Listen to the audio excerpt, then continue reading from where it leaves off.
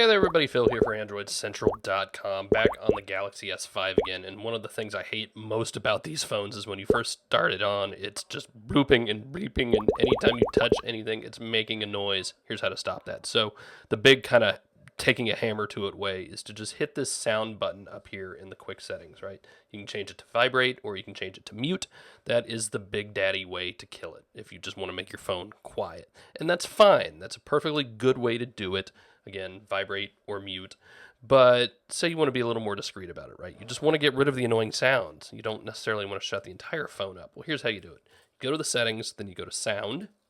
Right there, the big purple one. And now scroll down to feedback. And this is where you have some different options. We are going to turn off touch sounds. That's play sound when making a screen selection, right? So, oh, look at that. Now it doesn't make a noise anymore. Great. Perfect. That's what we want. The other place I recommend you do it is in the Samsung keyboard. That way, every time you hit a key, it won't make a sound. I don't know how many times I've been around somebody with a Samsung phone or any other phone that does this, really, and they're just typing and it's clicking and clicking. Oh, it's so annoying. I lose my stuff when that happens.